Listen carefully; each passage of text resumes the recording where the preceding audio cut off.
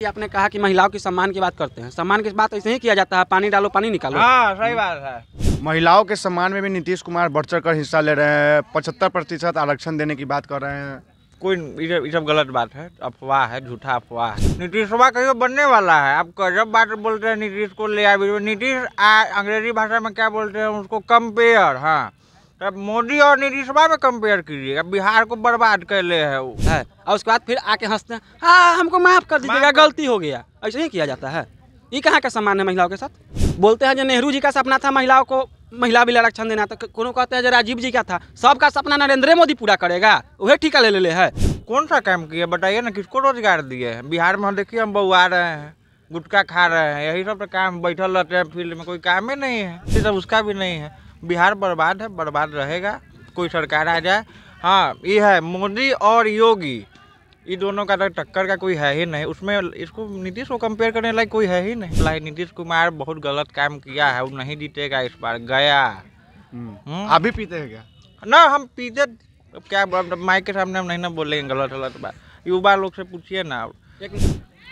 बताइए, आप भी बता दीजिए कौन सा काम किए हैं, कौन सा रोजगार दिए हैं बच्चा सब। आप पुड़िया खाते हैं, आपका गलती है। पुड़िया खाते तो है नहीं है कोई काम, तो क्या करे? दिन में बैठते हैं, मन नहीं लगता है, चिवाएंगे तब ना मन उन लगे। ठीक है, धर्म के आधार पर हम मान लिए भाजपा श्री राम को लेकर चलती है, तो आप भी तो जाते हैं ईदगाह में, टोपी पहन लेते हैं, कोनो मुहर्रम में तो कुछ हमें छुट्टी दे देते हैं। कहाँ रामनवमी में छुट्टी देते हैं? अभी तो सुन रहे हैं के पाठक अति होली से पहले कथी होता है, शिवरात्रि का छुट्टी बंद कर दिए। हम तो भगवान राम का मंदिर बन गया, चलते बीजेपी को वोट देंगे। देखिए, प्रधानमंत्री का चेहरा कौन बन के अभी सामने आता है ये कहना तो बहुत मुश्किल है, लेकिन जो मेन मुद्दे हैं उनके ऊपर ज़्यादा लोग ध्यान नहीं दे रहे हैं। सबसे मेन मुद्दा है रोज़गार। अगर रोज़गार ही नहीं होगा तो कोई भी आदमी किसी भी काम का नहीं है। लोकसभा चुनाव पे असर देखने को मिलेगा, इसलिए कि जातिवाद पे ही इलेक्शन होता है अधिकतर, और लोग अपने जात को अधिकतर सपोर्ट करते हैं। नमस्कार, मुजफ्फरपुर देख रहा है, मेरा नाम है आदित्य। देखिए, जैसे जैसे 2024 का लोकसभा चुनाव नज़दीक आ रहा है, वैसे वैसे तमाम पार्टियां अपनी अपनी चुनावी तैयारियां में जुट चुकी है। ऐसे में आज जो है विपक्षी गठबंधन जो कि इंडिया गठबंधन है, और उसका जो है आज दिल्ली में बैठक होने वाला है। ऐसे में देखना होगा कि जो विपक्ष का प्रधानमंत्री के चेहरा के रूप में कौन आता है। नीतीश कुमार लगातार जो है विपक्षी एकता का जो गठबंधन, विपक्षी गठबंधन इंडिया गठबंधन बना है, उसको जोड़ने में तमाम जो घटक दल है सभी को एक मंच पर लाने का प्रयास कर रहे हैं। ऐसे में जो बिहार के युवा हैं उनसे बातचीत करने की कोशिश करते हैं। क्या कहेंगे, आज जो है इंडिया गठबंधन का बैठक हो रहा है, क्या लगता है कि कौन प्रधानमंत्री के रूप में विपक्ष का चेहरा बनेगा?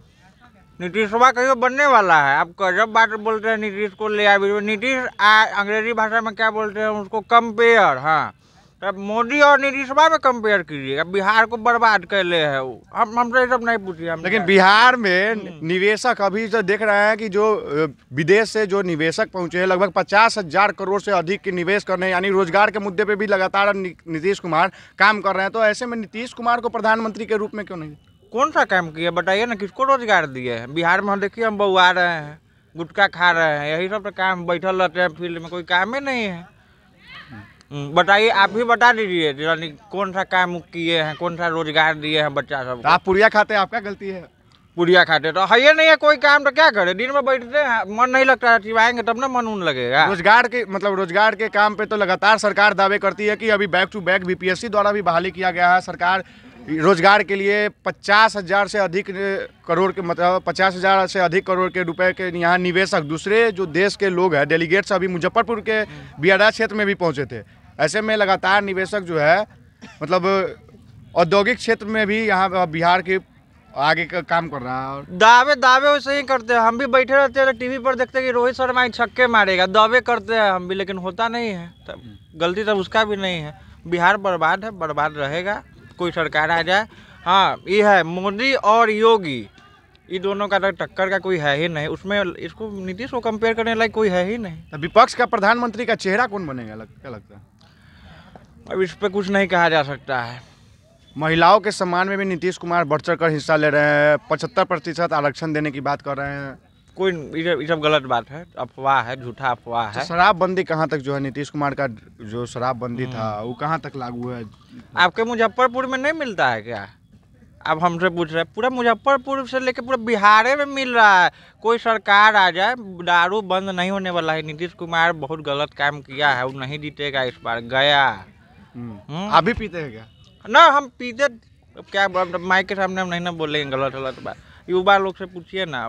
एक मिनट, जैसा कि आपने कहा कि महिलाओं की सम्मान की बात करते हैं, सम्मान की बात ऐसे ही किया जाता है, पानी डालो पानी निकालो, हाँ सही बात है, ऐसे ही किया जाता है। और उसके बाद फिर आके हंसते हैं, हाँ हमको माफ कर दीजिएगा, गलती हो गया, ऐसे ही किया जाता है। ये कहाँ का सम्मान है महिलाओं के साथ? बोलते हैं जो नेहरू जी का सपना था महिलाओं को महिला बिल आरक्षण देना, तो कोनो कहते हैं जो राजीव जी का था। सबका सपना नरेंद्र मोदी पूरा करेगा, वही ठीका ले है। और जब वही पूरा करेगा तो उसको बनने दीजिए ना। कहला आ जाते हैं जब हम बनेंगे प्रधानमंत्री, तो पप्पू कहते हैं हम बनेंगे, तो कोनो लप्पू कहते हैं हम बनेंगे। ऐसा ही होता है क्या? चुनाव कर रहे हैं, एक नेता कराने के लिए पूरा देश का एक नेता एक साथ आ जाता है। कहाँ का न्याय है? विपक्ष का आरोप है कि भाजपा तो धर्म के आधार पर, मंदिर मस्जिद इसके आधार पर जो है चुनावी राजनीति, चुनावी मैदान में आते हैं। तो लगातार अब भाजपा को मतलब कैसे इस बार जो प्रधानमंत्री, ठीक है, धर्म के आधार पर हम मान लिए भाजपा श्री राम को लेकर चलती है, तो आप भी तो जाते हैं ईदगाह में टोपी पहन लेते हैं, कोनो मुहर्रम में तो कुछ में छुट्टी दे देते हैं। कहाँ रामनवमी में छुट्टी देते हैं? अभी तो सुन रहे हैं के पाठक अति होली से पहले कथी होता है, शिवरात्रि का छुट्टी बंद कर दिए, तीज का छुट्टी बंद कर दिए, ये सब की छुट्टी क्या बंद किए हैं? तो जब आप इसका सारा समर्थन कीजिएगा, आप जब एक धर्म को लेकर चलिएगा तो दूसरा भी ना दूसरा धर्म को लेकर चलेगा। कंपेयर कीजिए तो एक साथ कीजिए ना। आप मुस्लिम को लेकर चलते हैं तो भाजपा हिंदू को लेकर चलता है। अच्छा क्या लगता है 2024 के चुनाव में किन मुद्दों पर जो है वोट दिया जाएगा? हम तो भगवान राम का मंदिर बन गया चलते बीजेपी को वोट देंगे। मतलब राम मंदिर मस्जिद के नाम पर वोट कैसे नहीं? मंदिर बना है, इतना बड़ा मंदिर बना है, वहाँ लोग जाएगा, दुकान खुलेगा, जो दुकान खोलेगा उसका रोजगार तो हो गया, वहाँ जाएगा, बहुत लोग दान पेटी है, फिर बहुत लोग बैठे रहते हैं, अपना रोजगार शिक्षा पर बात होगा या चुनाव? रोजगार पे भी होगा, शिक्षा पे भी होगा। यूपी में शिक्षा नहीं है, यूपी में तो बीजेपी ही ना है, यूपी में शिक्षा नहीं है। अभी यहाँ बिहार में हाल ही में जो बीपीएससी द्वारा अध्यापक भर्ती परीक्षा लिया गया था, उसमें जो यूपी के अभ्यर्थी आए थे मुजफ्फरपुर परीक्षा देने, जब उन लोगों से हम बातचीत किए थे तो उन लोगों का साफ कहना था कि लगातार लगभग 5 से 6 साल से वहाँ पे शिक्षक भर्ती परीक्षा नहीं हो रही है, वैकेंसी नहीं आ रही है, जिसके कारण हम लोग अपने राज्य, अपने घर को छोड़ के 1000 किलोमीटर की दूरी तय कर मुजफ्फरपुर बिहार में एग्जाम देने और बिहार में जो वैकेंसी निकल रही है उसमें हम लोग भाग ले रहे हैं। बिहार में कितना साल पर वैकेंसी निकला है? शिक्षक भर्ती अभी बीपीएससी के समय आया है, नहीं तो उससे पहले बीपीएससी से पहले टीचर का क्या हाल था वो आपको ही पता है। जो अभी भी नियोजित शिक्षक कह रहे हैं कि हमको राजकर्मी का दर्जा दीजिए, उससे पहले अभी बिहार एसएससी का जो आया था फॉर्म, जो अभी भरा ही रहा था, कुछ दिन पहले उसका डेट खत्म हुआ है, वो 8 साल पर आया है। आपको बता देते हैं। उससे पहले सिपाही भर्ती का फॉर्म आया था, परीक्षा हो गया, परीक्षा का पेपर लीक हो गया, और उसके बाद अब उसका कोई कहानी नहीं है। अब 21,000 फॉर्म आएगा, फिर से भरिए, फिर से 500 रुपये खर्चा कीजिए। अच्छा क्या लगता है बिहार में किनके नेतृत्व में बिहार का हालत जो है सुधरेगा, आगे बढ़ेगा? बिहार में नहीं, इंडिया में बोलेंगे मोदी आना चाहिए, मोदी से ही सुधरेगा। मोदी और योगी, दूसरा अन्यथा कोई नहीं। कंपेयर हमेशा बराबरों से किया जाता है। अब हम नेता हैं तो आप हम जाएंगे अभी नीति से कंपेयर कर पाएंगे? नहीं कर पाएंगे। सब इसका खेला है बाबू। देख सकते हैं और भी लोग हैं, उनसे भी बातचीत करेंगे। क्या लगता है आज जिस तरह से इंडिया गठबंधन की बैठक दिल्ली में आयोजित की गई है, ऐसे में प्रधानमंत्री का जो चेहरा है विपक्ष का, कौन आएगा? देखिए, प्रधानमंत्री का चेहरा कौन बन के अभी सामने आता है ये कहना तो बहुत मुश्किल है, लेकिन जो मेन मुद्दे हैं उनके ऊपर ज़्यादा लोग ध्यान नहीं दे रहे हैं। सबसे मेन मुद्दा है रोज़गार। अगर रोज़गार ही नहीं होगा तो कोई भी आदमी किसी भी काम का नहीं है। जब जेब में पैसे होते हैं ना, तभी सारे शौक और सारे धर्म अच्छे लगते हैं। नहीं तो आप देख लीजिए, बहुत धार्मिक लोग भी हैं। अभी अगर मैं नाम गिनाना चालू कर दूं तो हिंदू से लेकर मुस्लिम तक मैं ऐसे नाम गिना दूंगा ना कि बहुत लोगों को ठेस पहुंच सकती है। इसलिए मैं इतना वो बोलना नहीं चाह रहा हूं, लेकिन मेन मुद्दा यही है कि रोज़गार होना चाहिए। रोज़गार और शिक्षा, ये तो मूल्य, एक इंसानी का एक मूल्य होता है जिसके ऊपर आदमी पूरा अपना जीवन आधारित होता है, जिसके ऊपर आदमी अपना जीवन यापन करता है। न शिक्षा में कुछ अच्छा कर रहे हैं ये लोग। 75% आरक्षण, 75% आरक्षण अब बच्चों के मन में अभी से ही ऐसा बीज बो रहे हैं इस तरह का, तो फिर उसके बाद फिर आगे चल के तो वो और भी धर्म से बटे ही होंगे ना। कैसे एकत्र राज्य आप मांग रहे हैं? अगर आप 75% आरक्षण का बीज अभी से रोप रहे हैं उनके मन में, रिजर्वेशन और ये सब का।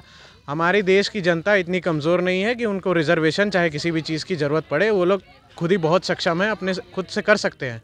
ये सब चीज़ के ऊपर ध्यान देना चाहिए, तो उसको बढ़ा के अपने राजनीतिक लाभ के लिए, अभी जैसे रोज़गार के लिए इन्होंने कहा कि बीपीएससी और ये सब बीएसएससी बहुत दिन बाद, अभी 8 साल बाद आया है।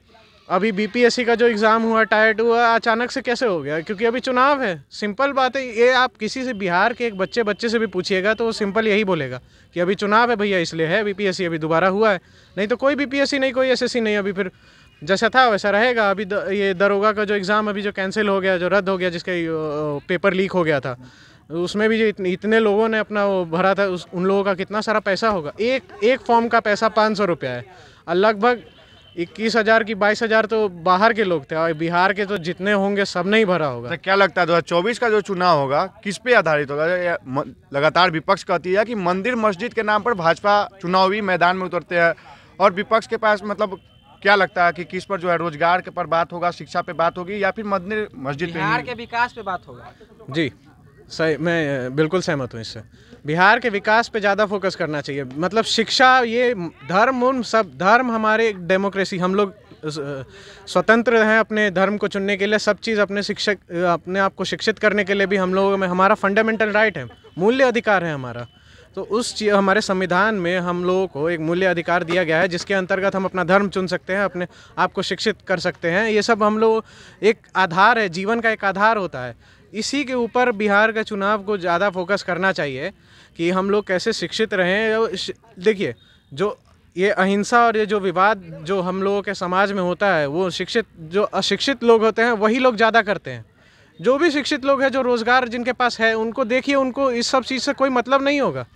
वो एकदम स्ट्रेट फॉरवर्ड होंगे कि हाँ, इसने मेरे को रोज़गार दिया, हमने इधर तरक्की देखी बिहार की। अगर आप मुजफ्फरपुर में ही रह रहे हैं तो मुजफ्फरपुर, अभी सही बताऊं तो पटना में देखिए मेट्रो की सुविधाएं चालू हो गई, मुजफ्फरपुर में अभी तक कुछ नहीं हुआ। स्मार्ट सिटी कब का उन्होंने कहा था कि अब स्मार्ट सिटी बनाएंगे, ठीक है, वो माननीय मुख्यमंत्री है, लेकिन उनकी भाषा शैली को देख के भी नहीं लगता है कि वो मुख्यमंत्री की भाषा शैली है। अच्छा, लगातार जिस तरह से जो है यहाँ पे भाजपा के सांसद है, और 2 बार से तो 2014 से भाजपा के सांसद है, और उनसे पहले उनके पिताजी थे, तो ऐसे में लगातार जो मुजफ्फरपुर की स्थिति है, और कैसे इसको मतलब सुधरेगी? देखिए, मुजफ्फरपुर की स्थिति तभी सुधर सकती है जब यहाँ के युवाओं को ज़्यादा से ज़्यादा रोज़गार दिया जाए, क्योंकि हमारे यहाँ पे इतने युवा खाली बैठे रहते हैं ना।